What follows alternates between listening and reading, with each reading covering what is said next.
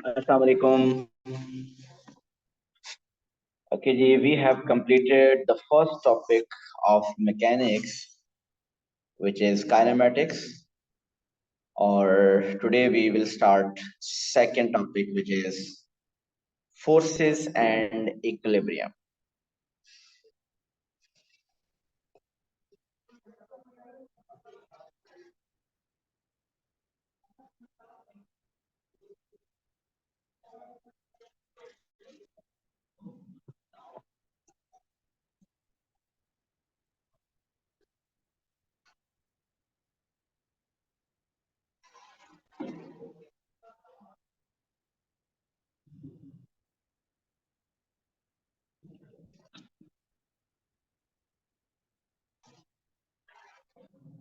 So forces and equilibrium.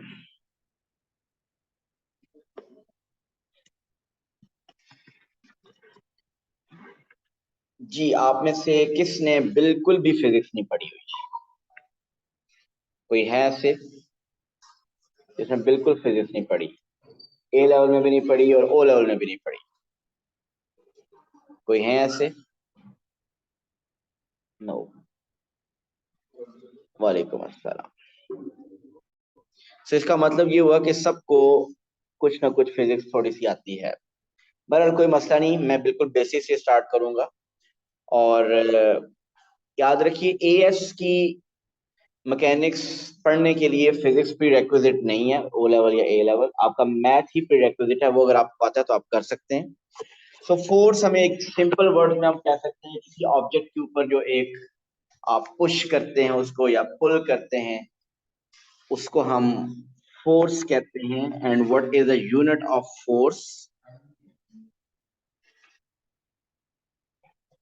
Unit of force is Newton.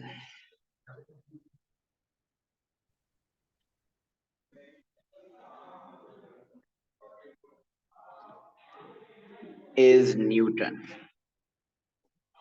Newton mean हम N से इसको represent करेंगे।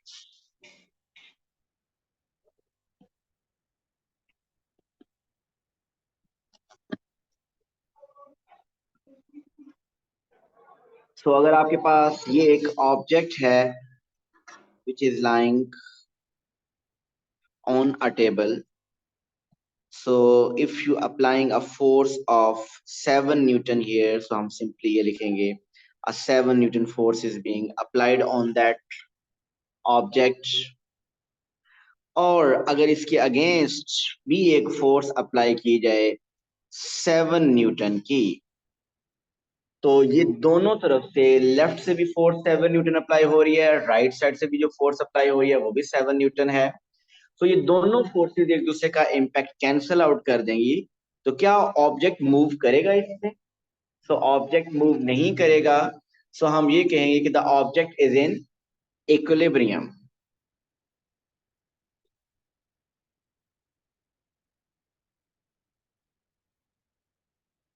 सो the object is in equilibrium. So अगर object equilibrium में, इसका मतलब सब फोर्सेस भी इक्विलिब्रियम में हैं, सब फोर्सेस का सम भी 0 होगा। अनदर,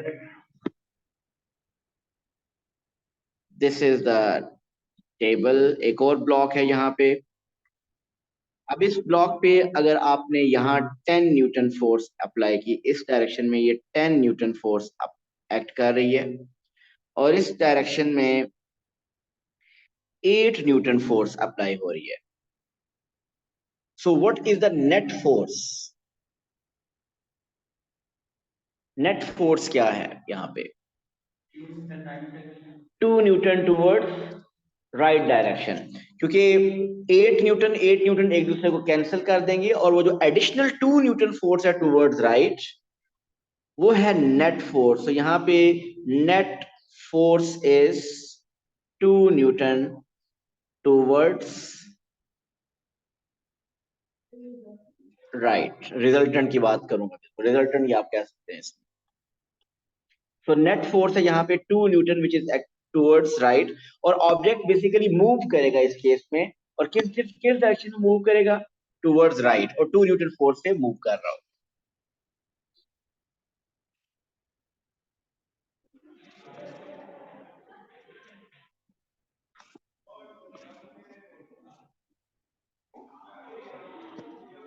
अगर आपके पास ये एक ऑब्जेक्ट है और इस ऑब्जेक्ट पे आप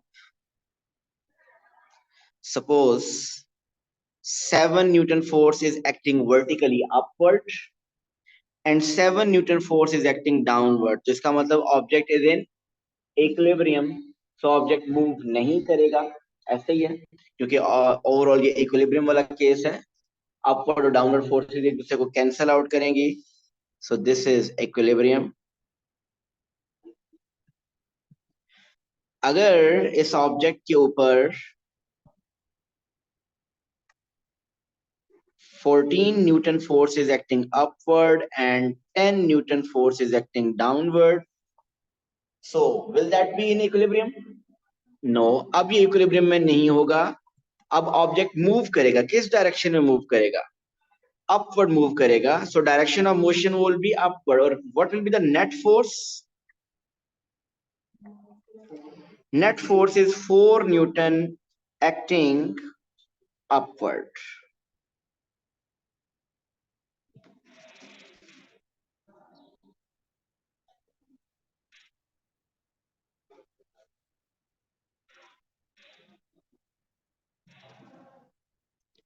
ठीक हो गया? मैंने प्रीवियस पेज पे हॉरिजॉन्टल फोर्स की एग्जांपल ली और अब इस पेज पे वर्टिकल फोर्सेस की एग्जांपल ली। अब हम दोनों को मिक्स करते हैं कि किसी एक पॉइंट पे वर्टिकल फोर्सेस भी एक्ट कर रही हैं और हॉरिजॉन्टल फोर्सेस भी एक्ट कर रही हैं। अगर ये एक ब्लॉक है, इस ब्लॉक पे एक फोर्स 5 न्यूटन राइट साइड पे, एक लेफ्ट साइड पे 5 Newton, 12 Newton upward, 12 Newton downward. So again ये कौन सी स्टेज है कि अब हॉरिजॉन्टल फोर्सेस राइट और लेफ्ट दोनों एक इक्वल हैं, तो वो एक दूसरे को कैंसिल आउट कर रही हैं। और वर्टिकल फोर्सेस भी 12 एंड 12 दे आर इक्वल और वो भी दूसरे का इंपैक्ट कैंसिल कर रही हैं। So it means this is also a case of equilibrium. The object, the block will be at rest.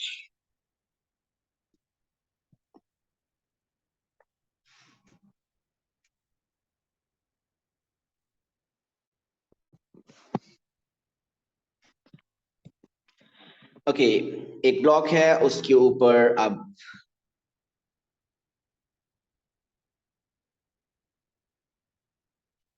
4 forces are acting.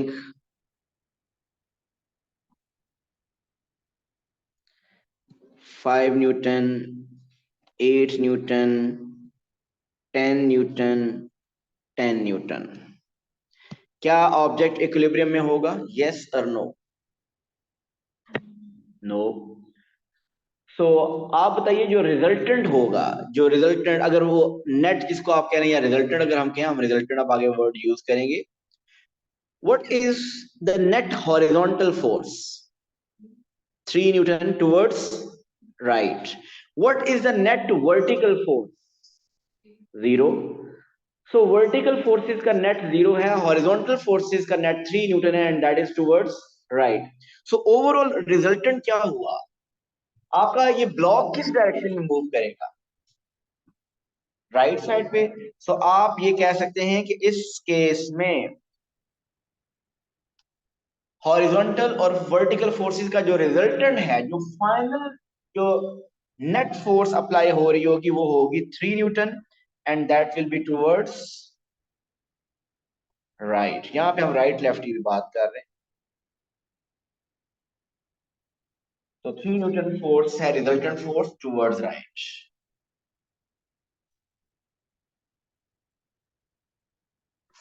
Next, एक ब्लॉक है, उसके ऊपर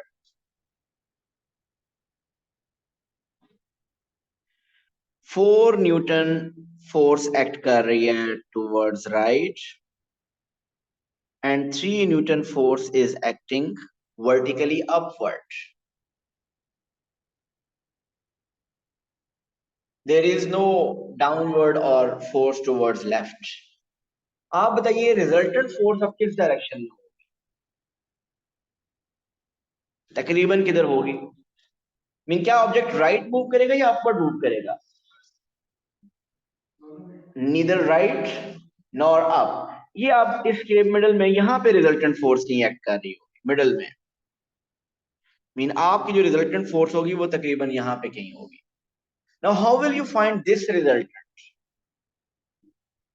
आप अपनी डायग्राम को यूं भी लेबल कर सकते हैं ऐसे कि ये पॉइंट था, इसके ऊपर जो फोर्स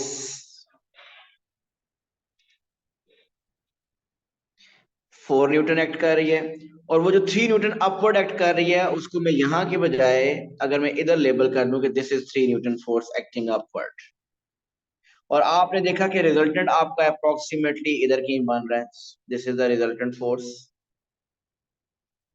अब अगर आप ये रिजल्टेंट फाइंड करना चाहते हैं तो कैसे ये रिजल्टेंट फाइंड करेंगे? Simply by using Pythagoras theorem.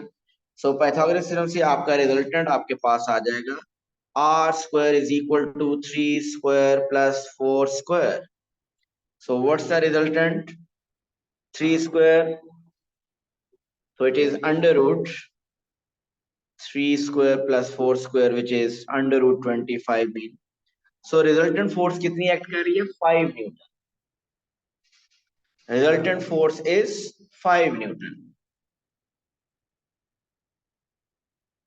And what's the direction of resultant force?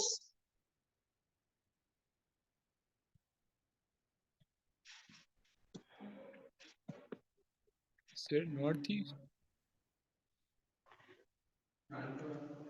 Northeast. Ji, direction के लिए हम एक्यूरेटली एंगल फाइंड करेंगे कि ये एंगल कितना है, ये वाला, ये हम एंगल फाइंड करेंगे। और ये एंगल कैसे फाइंड करेंगे?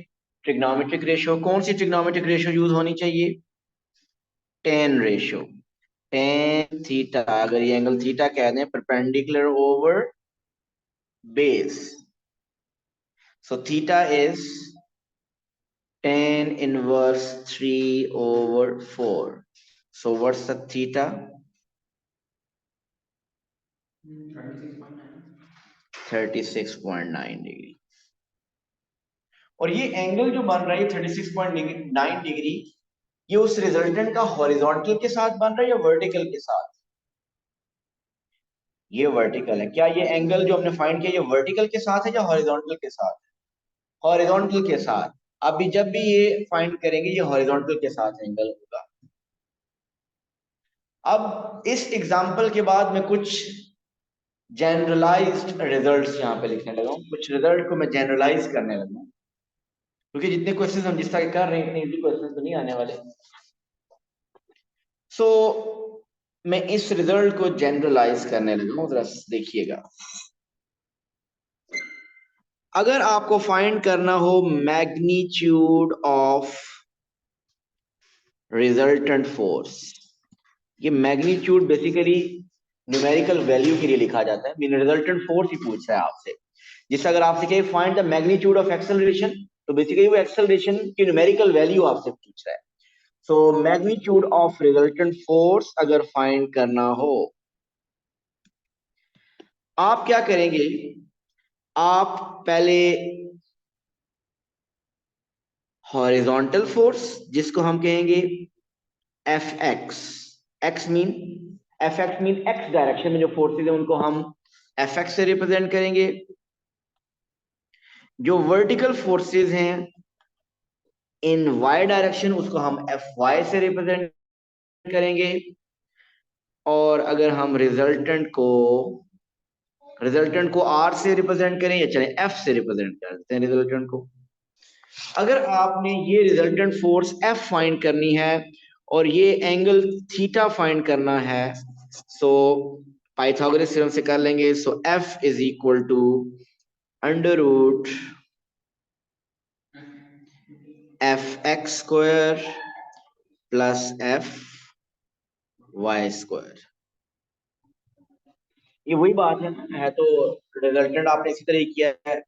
पीछे भी ऐसे ही किया है, अब मैंने डायरेक्ट लिख दिया है। So what will be the direction?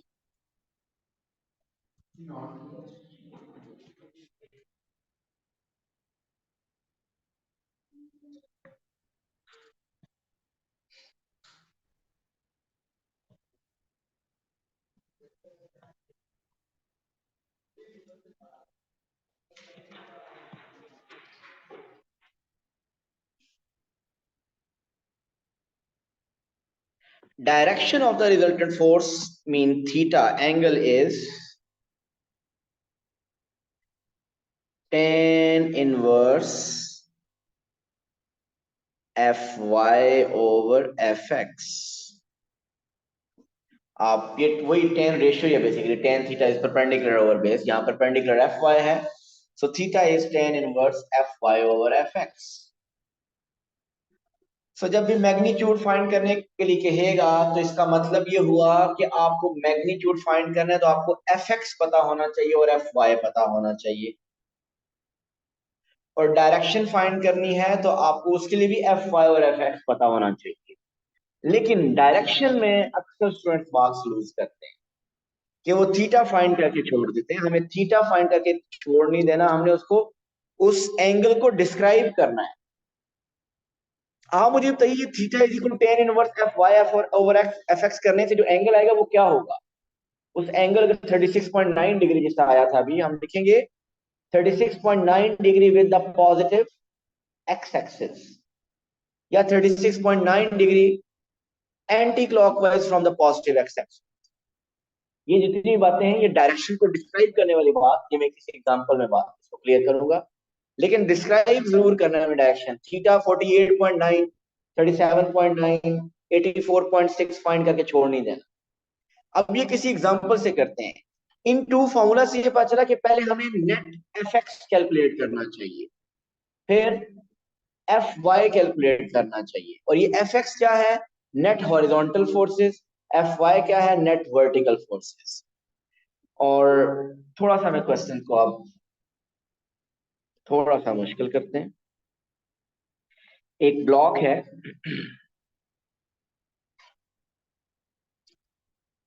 इसके ऊपर एक फोर्स एक्ट कर रही है हियर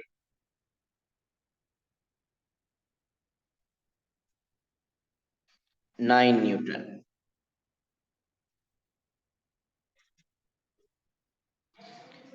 यहां पे जो फोर्स एक्ट कर रही है this is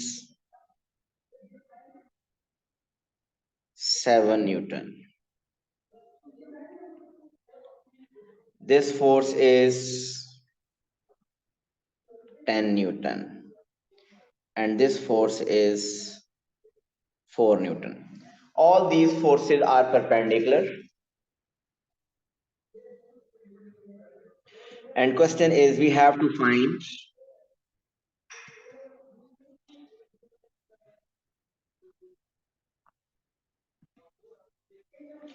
magnitude and direction of resultant force. Find the magnitude and direction of resultant force. देखें, अगर आपको डायरेक्शन फाइंड करनी है या मैग्नीट्यूड फाइंड करनी, दोनों केसेस में आपको एफ एक्स और एफ वाई चाहिए। तो आप क्वेश्चन स्टार्ट करने से पहले एफ एक्स और एफ वाई फाइंड कीजिए। अब जरा एफ एक्स के बारे में भी सुन लीजिए। एफ एक्स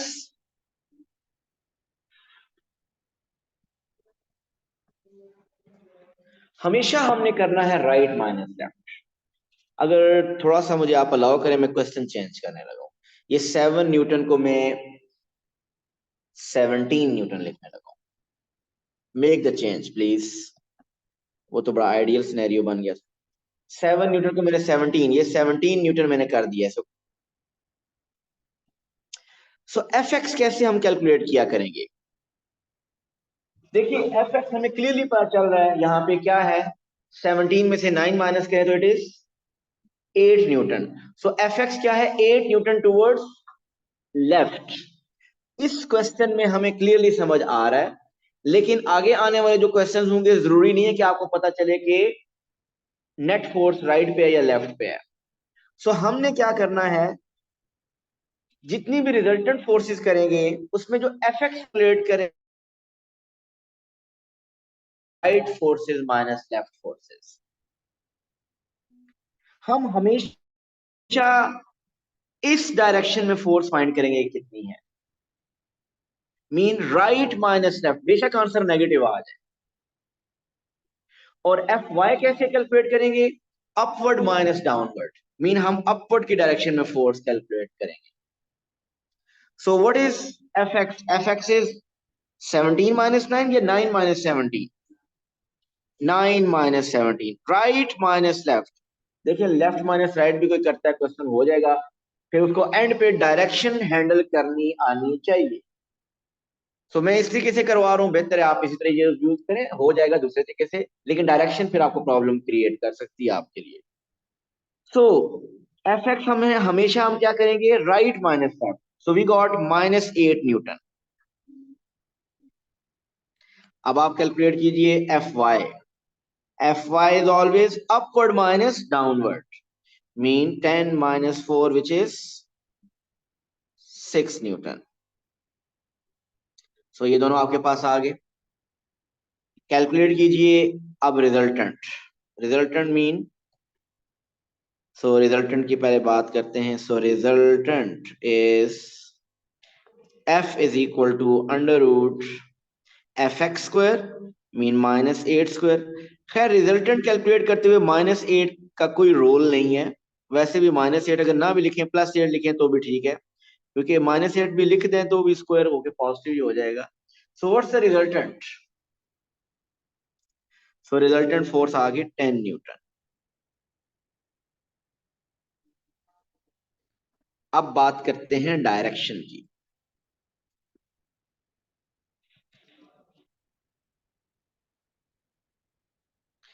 जी डायरेक्शन कैलकुलेट करनी है। Theta is equal to 10 inverse F Y over F X, यहां स्टॉप कीजिएगा। सो एफ वाई 6 है और एफ एक्स -8 है। हम 6 ओवर -8 नहीं करेंगे, 6/8 करेंगे, पॉजिटिव वैल्यू। रिकॉल ट्रिग्नोमेट्री, अगर आप P1 की ट्रिग्नोमेट्री को रिकॉल करें, वहां पे आप जो एंगल फाइंड करते थे कैसे फाइंड करते थे, फर्स्ट क्वाड्रेंट में हमेशा क्या होता था, बेसिक एंगल। सेकंड क्वाड्रेंट में क्या था, 180 माइनस बेसिक एंगल।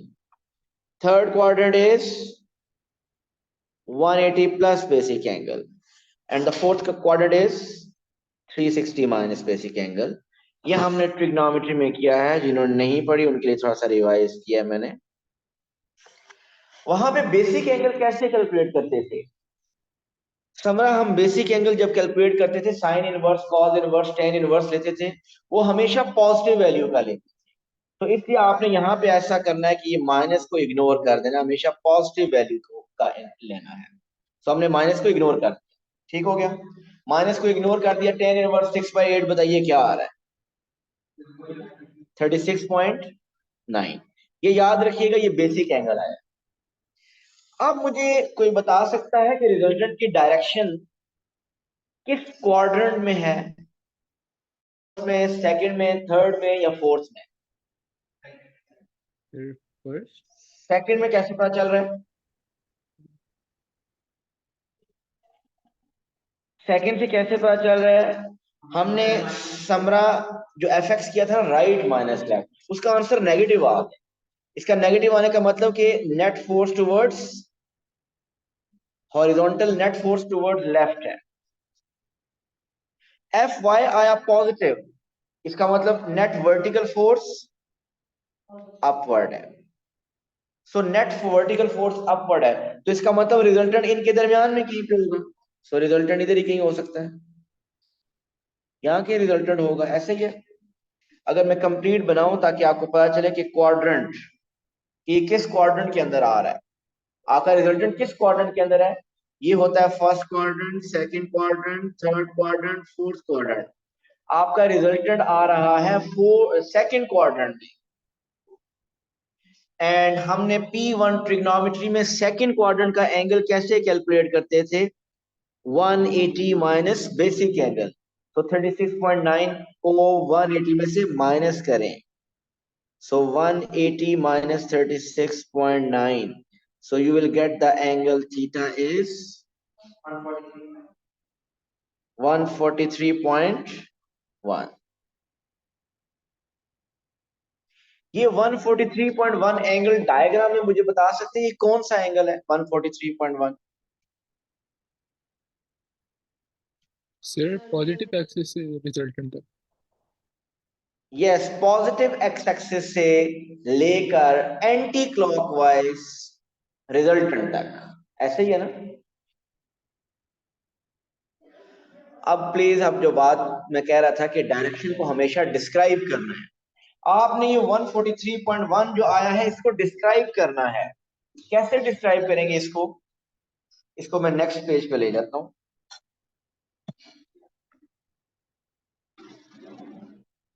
कि आपका जो रिजल्टेंट आया है वो ये है, ये रिजल्टेंट है। जो एंगल आपने फाइंड किया वो ये वाला है 143.1। जी, सिर्फ 143.1 लिख के आंसर छोड़ नहीं देना। ये आप अगर आपने ट्रिग्नोमेट्री यूज की ना, ये basic angle 180 minus basic angle, 180 plus basic angle, 360 minus basic angle, अगर आपने ये मेथड यूज किया तो इससे जो भी एंगल आएगा वो हमेशा पॉजिटिव एक्स एक्सिस से एंटी क्लॉकवाइज होगा। तो अब आप यहाँ पे इस डायरेक्शन को कैसे डिस्क्राइब करेंगे? 143.1 degree anti clockwise from positive x axis.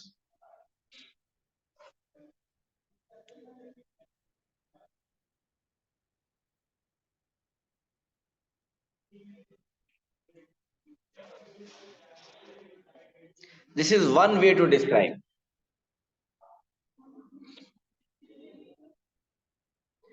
Anti clockwise अगर नहीं लिखते, अगर आप सिंपली इतना भी लिख देते हैं ना कि 143.1 degree with the positive x axis तो वो भी चलेगा, लेकिन बेस्ट ये है कि आप ये लिखते हैं एंटी क्लॉकवाइज। एक और मेथड इसको डिस्क्राइब करने का, आप मुझे ये बताएंगे कि ये जो 36.9 डिग्री एंगल आया था ये कौन सा एंगल था इस डायग्राम में? वो ये एंगल था। क्या हम कह सकते हैं कि ये एंगल 36.9 है? हम कह सकते हैं ये एंगल कि ये 36.9 है। सो ये जो एंगल है दिस इज 36.9। तो अगर आप यूं डिस्क्राइब करना चाह रहे हैं 36.9 डिग्री तो फिर कैसे करेंगे?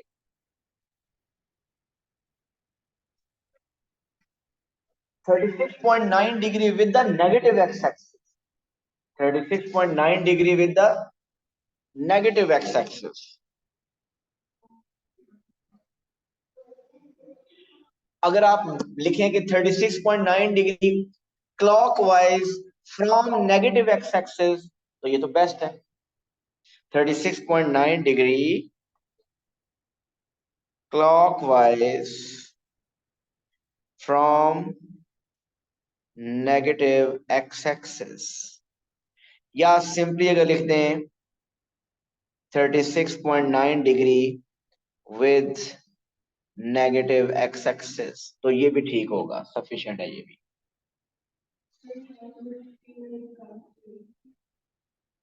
नहीं जरूरी, मकसद डिस्क्राइब करना है। लेकिन ये अगर आप समझ आए 143, अगर आप P1 को यूज करते हुए basic angle 180 minus basic angle आप उसका करते हैं तो वो हमेशा स्टेटमेंट यही होगी। अगर आप ट्रिग्नोमेट्री के थ्रू करते हैं वो हमेशा स्टेटमेंट होगी कि वो 180 माइनस बेसिक एंगल कर लिया अगर आपने तो वो हमेशा होगा anti clockwise from positive axis. आपको पता होना चाहिए कि ट्रिग्नोमेट्री में जो एंगल्स आप फाइंड करते रहे, जितने भी एंगल पॉजिटिव एंगल फाइंड करते रहे, वो सारे anti clockwise from positive axis होते हैं।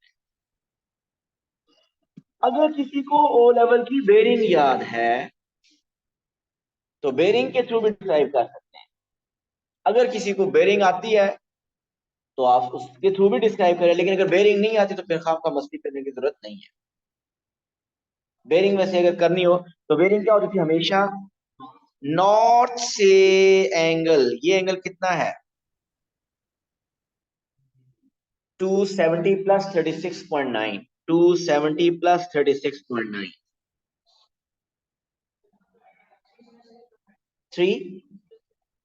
306.9, 306 point at a bearing of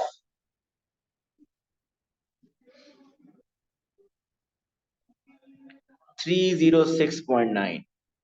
और जब बेरिंग आ जाए तो फिर आपको मेंशन करने की जरूरत नहीं है कि पॉजिटिव एक्सिस है या नेगेटिव एक्सिस। क्यों? क्योंकि बेरिंग तो होती है हमेशा नॉर्थ से है। तो ये नॉर्थ से क्लॉकवाइज एंगल 306.9 डिग्री है। ये एक और मेथड मैंने बता दिया उस फोर्स को डिस्क्राइब करने का, और रिजल्टेंट फोर्स को डिस्क्राइब करने का एक और मेथड। अब बात ये है कि हो सकता है डायग्राम में एक्स एक्सिस वाई एक्सिस हो ही ना, नॉर्थ ईस्ट वेस्ट साउथ हो ही ना, तो फिर कैसे डिस्क्राइब करेंगे? ऐसा पॉसिबल है, जिस तरह ये क्वेश्चन अगर देखें तो मैंने में से कहीं पे एक्स एक्सिस वाई एक्सिस लिखा ही नहीं था। तो फिर आप इसको डिस्क्राइब करने के लिए आपको पता है ना कि रिजल्टेंट फोर्स यहां पे है कहीं। अब आप इस रिजल्टेंट फोर्स को अगर डिस्क्राइब करना चाहते हैं तो जो क्वेश्चन में ऑलरेडी फोर्सेस गिवन है उन्हीं में से किसी एक के रेफरेंस से बता दें। आप बता दें कि रिजल्टेंट का 17 न्यूटन फोर्स के साथ कितना एंगल बन रहा है, कितना बन रहा है 36.9। तो इसको आप डायग्राम के अंदर एक जो फोर्स यूज हुई है उसी के थ्रू आप डिस्क्राइब करें। आप लिखेंगे 36.9 degree with the 17 Newton force.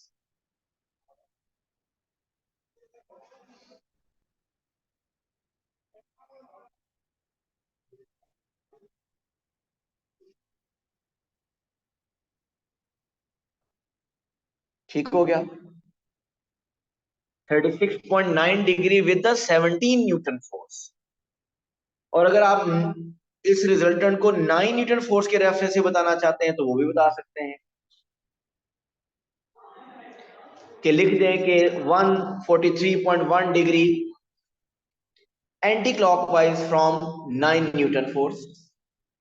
देखिए पर्पस ये है मेरा बताने का कि आप लोग पेपर में 36.9 डिग्री लिख के छोड़ देते हैं क्वेश्चन को, 143.1 डिग्री लिख के छोड़ देते हैं। आपको क्वेश्चन कहता है डिस्क्राइब द डायरेक्शन। आपको डायरेक्शन जब भी बतानी है सिर्फ एंगल लिख के छोड़ नहीं देना। यहाँ पे मैंने ये 1 2 3 4 5 मेथड है, इन सब मेथड में से कोई एक मेथड यूज कर लें।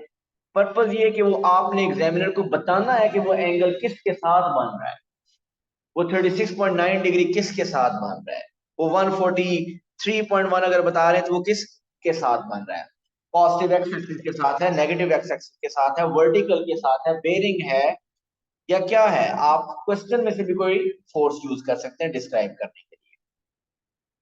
तो आज हमने एक एग्जांपल से एक बेसिक आइडिया ले लिया कि रिजल्टेंट फोर्स और उसकी डायरेक्शन कैसे फाइंड करेंगे।